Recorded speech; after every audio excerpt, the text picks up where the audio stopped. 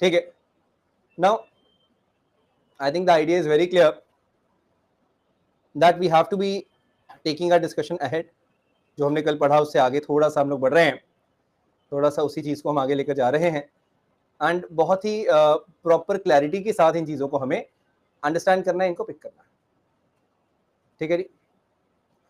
Now putting things into perspective, आप यहाँ पे ज़रूर इन चीज़ों को नोटिस करिएगा जो भी मैं आपको बता रहा हूँ, कि कभी भी कुछ भी मतलब प्रॉब्लम आती है आपको किसी भी सब्जेक्ट में, for that matter, you are suppose to just do one thing.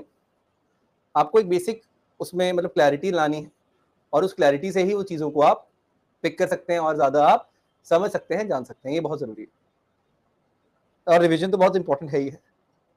अरे भाई वहीं से कंटिन्यूशन हो रही है अर्पण। हाँ जी हेमेंद्र आ गया। देखो मैं रेखा, छुट्टी करेंगे दिवाली की, क्यों नहीं करेंगे बेटे, आज तो हमारे यहाँ दिवाली है ही नहीं, तो छुट्टी किस चीज़ की। और आज क्लासेस ही कितनी है, यूट्यूब लिए एक ये क्लास है, तो इतना तो चलता है। एनीवेज, अब यहाँ पे नोटिस करिएगा कि गांधी नेहरा हम आगे लेकर जाएंगे, जहाँ तक हमने कल किया तो उससे हम आगे थोड़ा सा बढ़ेंगे। गांधी जी भारत में आ गए, मैंने आपको बताया था। अर्पण मैंने दिया हुआ है, हेमेंद्र आप यहाँ बता सकते हैं, आई थिंक मैंने तो दिया ही हुआ है, मुझे खुद से एग्जैक्टली वो नंबर इतना याद रहता नहीं है, but I think I have given it to students. यहाँ क्लास में मैंने दे दिया था कि मतलब आगे कभी अगर किसी को कोई होता है कि कोई डाउट होता है तो आप मुझसे कनेक्ट कर सकते हैं, कोई ऐसी बात नहीं, व्हाट्सएप पे। चलो मैं बता दूंगा आपको, चिंता ना करें। अब नॉन कॉपरेशन नहीं, नॉन कॉपरेशन हाँ पढ़ेंगे। आप एक चीज नोटिस करिएगा, अर्पण मैं बता दूंगा, पहले मुझे पढ़ा लें दो थोड़ा। किन पॉइंट्स पे जाके हमें चीज़ों को पिक करना है या समझना है, वो बहुत ज़्यादा ज़रूरी है। गांधी जी का एक्सपीरियंस साउथ अफ्रीका में अच्छा रहा, गांधी जी इंडिया में आ गए हैं।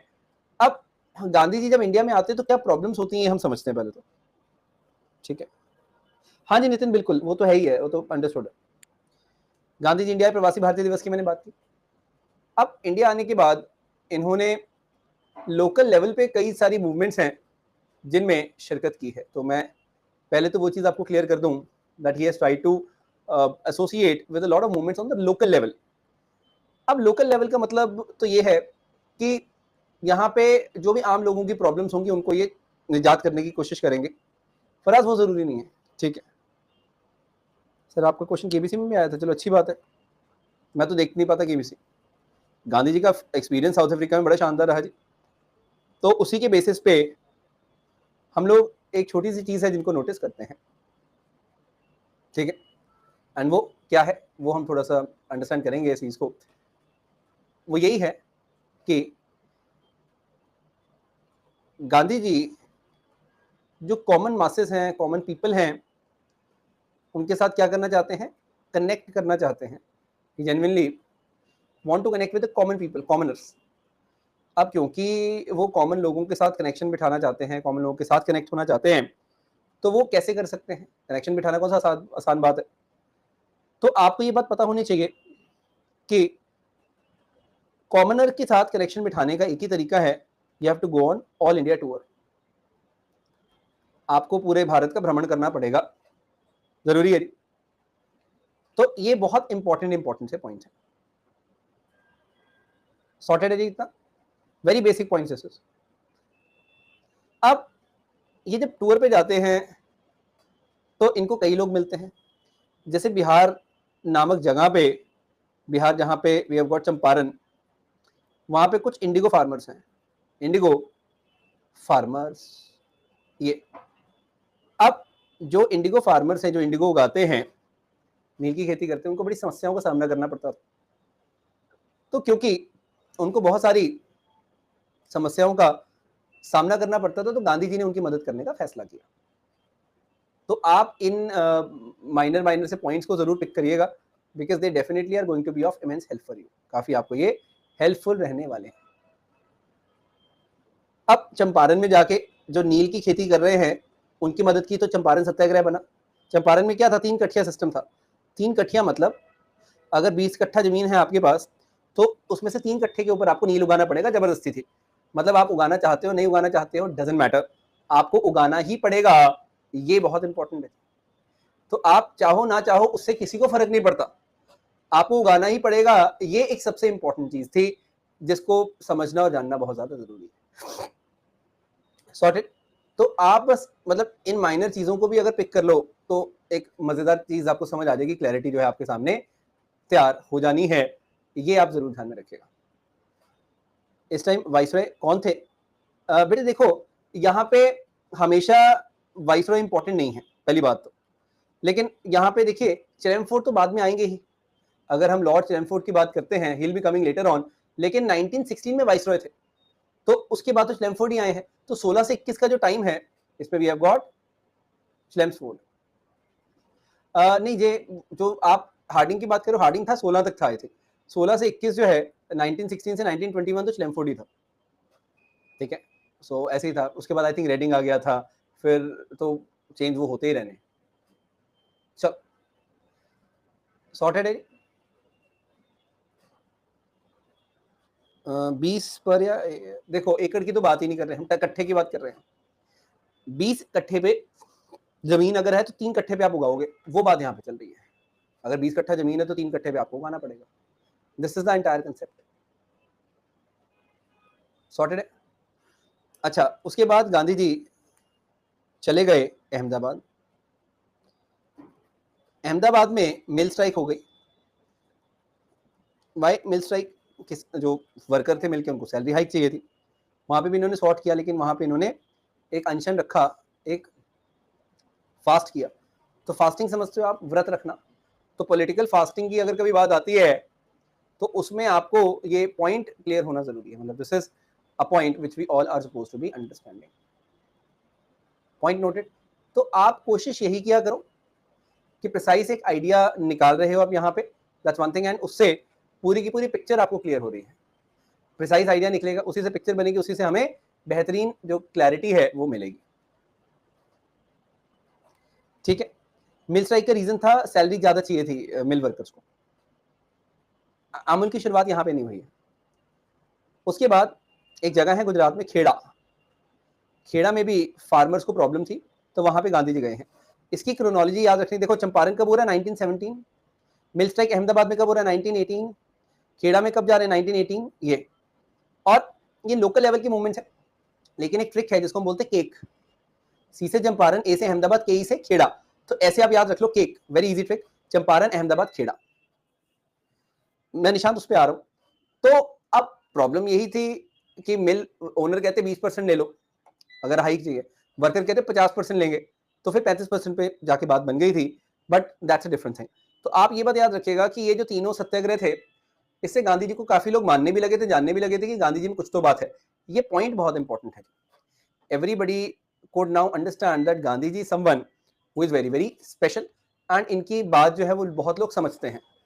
इस प्रकार के जो पॉइंट्स हैं ये हमें पता होने जरूरी है। सॉर्टेड। हाँ, मैं वही आपको बता रहा था कि मतलब यहाँ पे we shouldn't be having even iota of doubt. 1% भी डाउट आपको होना नहीं चाहिए। वैसे भी इजी है ये। ठीक है। चंपारण में पहला सीडीएम बोल सकते हो नितिन, बिल्कुल। चंपारण में पहला सिविल डिसोबीडियंस बोल सकते हो, और अहमदाबाद में पहला आप पॉलिटिकल स्ट्राइक बोल सकते हो, बिल्कुल। अनुसुईया बेन ने यहीं पे थी, अहमदाबाद में मिली थी। अनुसुईया साराभाई, अंबालाल साराभाई की बहन थी। चलो, अब ये तो लोकल होगी गांधी की मूवमेंट। अब यहाँ पे लोकल लेवल पे तो काम कर रहे हैं, लेकिन बात यह है कि बड़े लेवल पे गांधी जी ने कब काम किया। हाँ जी, सक्सेस से अंश। बड़े लेवल पे गांधी जी कब काम कर रहे हैं उसको जानना भी जरूरी है बेटे। तो ये जानिएगा, वर्ल्ड वॉर चल रही थी, विश्व युद्ध, पहला विश्व युद्ध चल रहा था। ठीक है जी।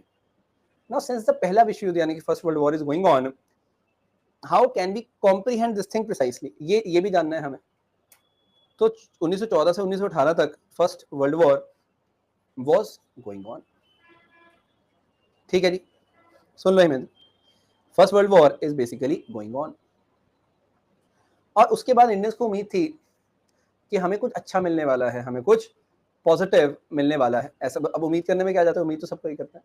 हम भी उम्मीद करके बैठे थे कि कुछ बहुत बड़ा मिलेगा। और इंडियंस को क्या मिला? रॉलेट एक्ट 1919, जिसको ब्लैक एक्ट भी बोलते हैं।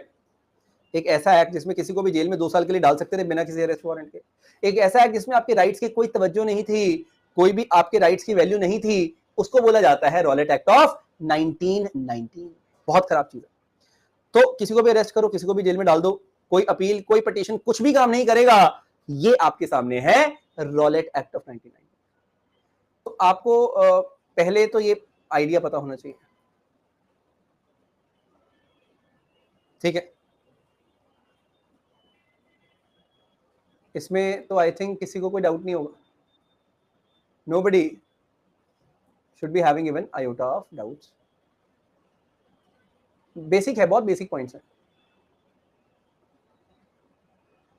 ठीक है। वही मैं आपको बता रहा था कि हमें इन आइडियाज को सबसे पहले तो पिक करना है, उनको अंडरस्टैंड करना है, और उसी से पूरी पिक्चर जो है आपको समझ में आनी है तो इजी है वैसे, it's quite an easy thing. Rowlatt act देखिए, वो उस समय सिडनी रॉलेट थे, उनके नाम पे एक्ट था, वो इंपॉर्टेंट नहीं है। What is more important is कि हमें एक अच्छे लेवल की यहाँ क्लैरिटी होनी चाहिए कि रॉलेट एक्ट कर क्या रहा है, what precisely is Rowlatt act doing, ये ज्यादा इंपॉर्टेंट है। चल, अब हैविंग सेड दैट, अगला जो एक पॉइंट निकल कर आता है वो क्या है, वो हम देखेंगे थोड़ा सा। We are going to be understanding this very point. Hemendra viceroy तो मैं बता चुका हूँ बेटे, चेम्सफोर्ड था ना बेटे। अब इसके खिलाफ सबने आवाज उठानी स्टार्ट की, गांधी जी ने भी स्टार्ट कर दी।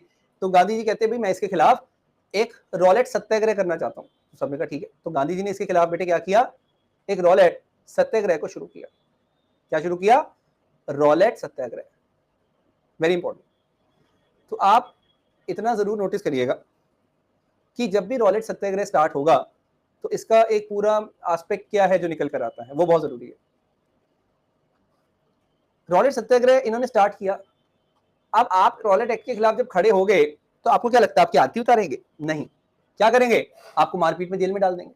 आप उस एक्ट के खिलाफ खड़े हो रहे हो जिसके खिलाफ कोई खड़ा भी नहीं होना चाहता, जिसके खिलाफ आप सोच भी नहीं सकते कि क्या हाल होगा आपका, उस एक्ट के खिलाफ आप आवाज उठा रहे हो।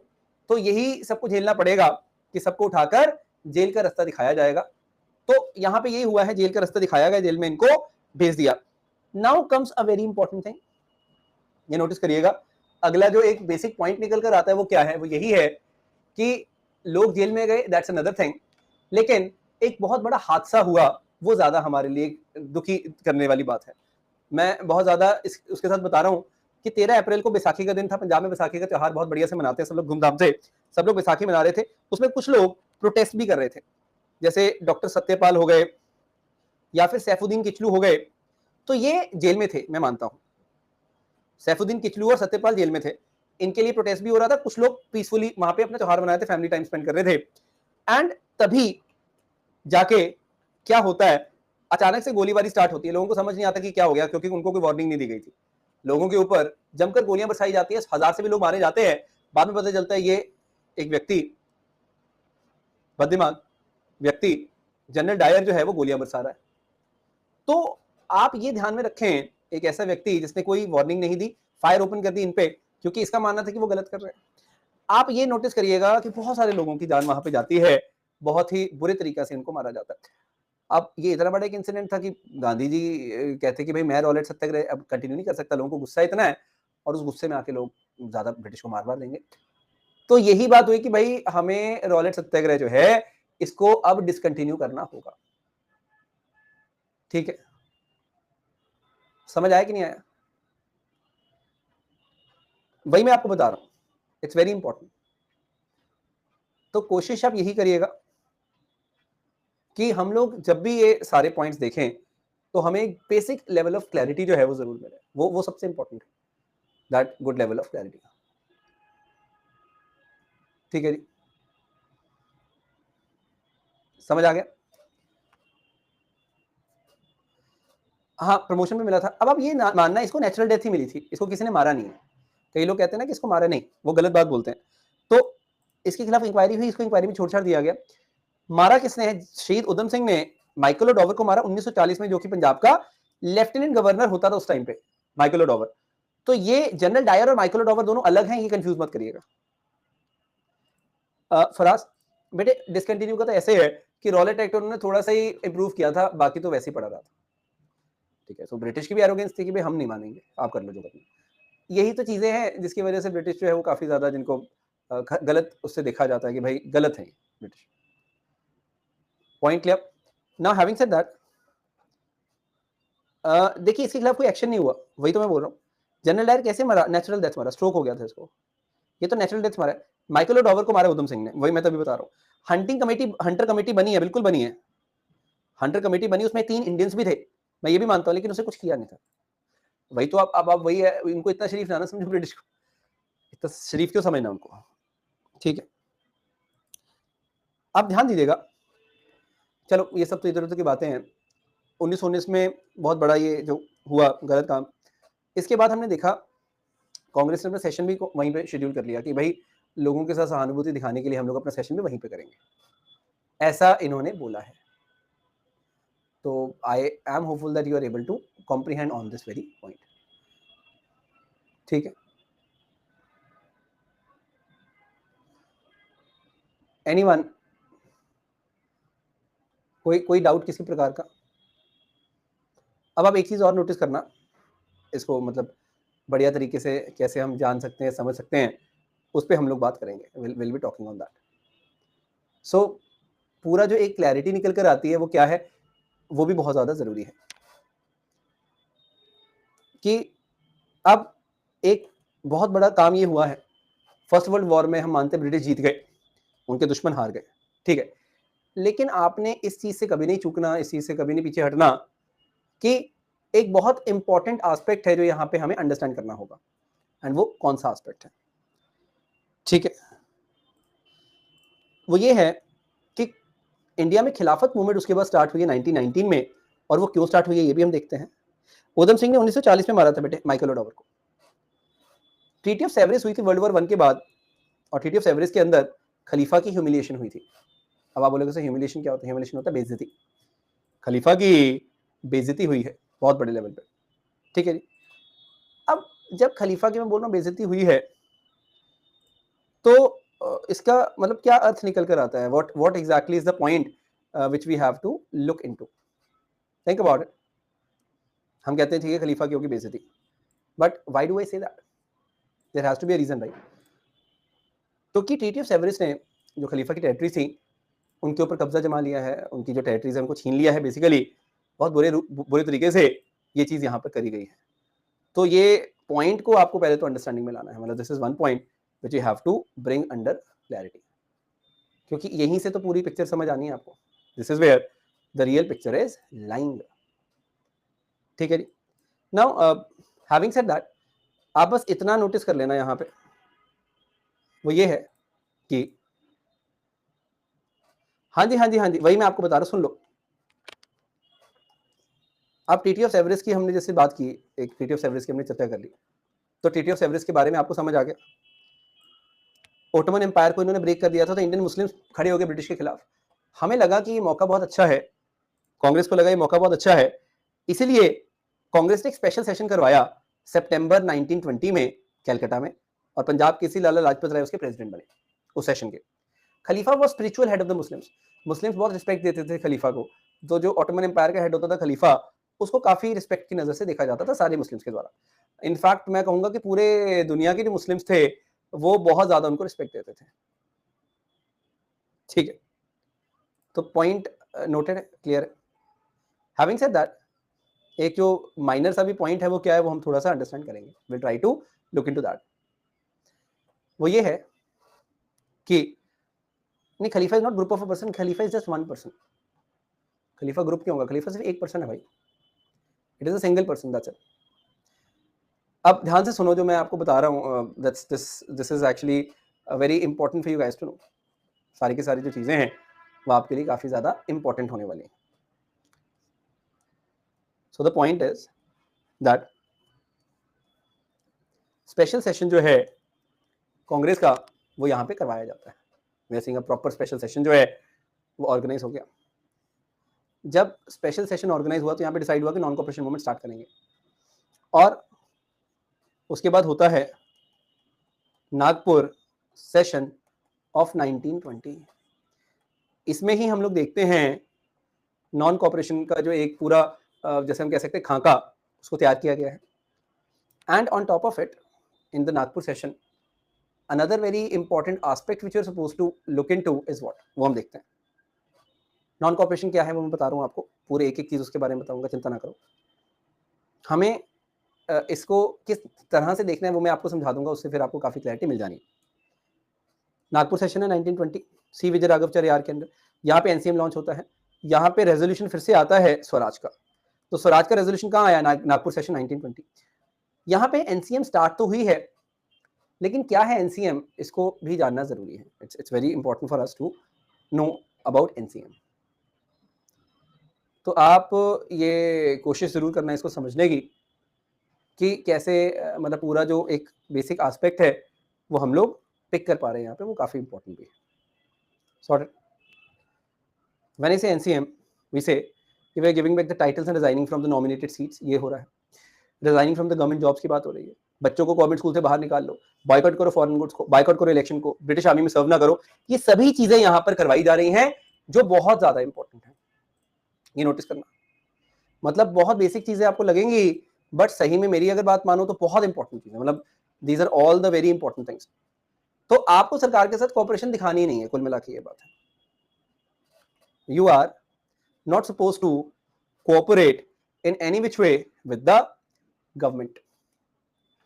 तो आप मतलब ये इसमें तो आई थिंक कोई ऐसी चीज ही नहीं है जो मतलब समझ ना आ पाए या जिसमें आपको बहुत दिक्कत आए। I think it's very much clear, sorted. So anyone having even iota of doubt, they surely can let me know.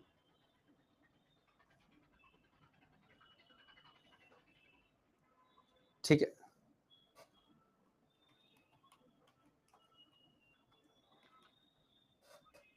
Clear हुआ?